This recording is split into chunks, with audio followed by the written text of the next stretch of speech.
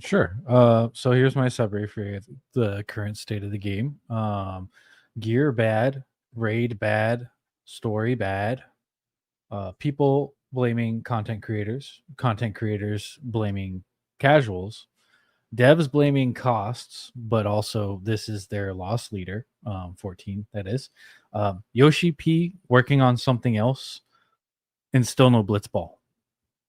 Yeah, still no Blitzball. That we summed it up. That's perfect. How to fix Final Fantasy 14 Blitzball? But that's a long running meme at this point. And I was like, yeah, if it didn't come in Stormblood, then I was like, I can't. I don't know. I don't know how you go and fit that in. All right, let's break it down first and foremost with the news about the turn-based aspect, because that doesn't necessarily heavily relate to Final Fantasy 14, but I think there is some connective tissue here. Do you guys want to see a new turn-based mainline Final Fantasy game?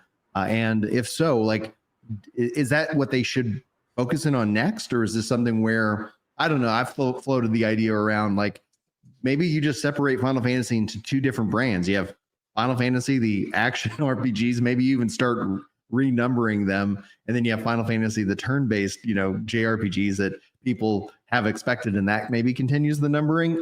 There's a lot of different ways they can go about it, but let's start with Mugen. What do you think? Because you're shaking your head.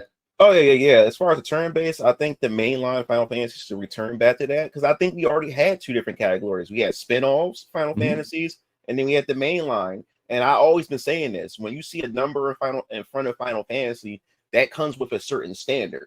And when you have spin-offs, you already know what to expect going into a spin-off Final Fantasy. You know this is a time where Square Enix goes in and they experiment with spin-offs, and I'm totally fine with that, because they are not supposed to, or traditionally don't follow after what the mainline Final Fantasy does. So you have a chance to go in and actually have fun with it and stuff. Like when it came to Strangers of Paradise, that was like their Dark Souls type of Final Fantasy game. It had its action adventure aspects to it and RPG elements. Then you got your Final Fantasy Tactics, which is also a spin-off side project and stuff. So you're able to have fun with the IP when you do those things. But when you talk about a numbered Final Fantasy, yes, there are certain standards. And most of the numbered Final Fantasies, they always had the ATB or turn-based type of mechanics, but each number always had a different spin or a different twist to it that's unique to that series and everything.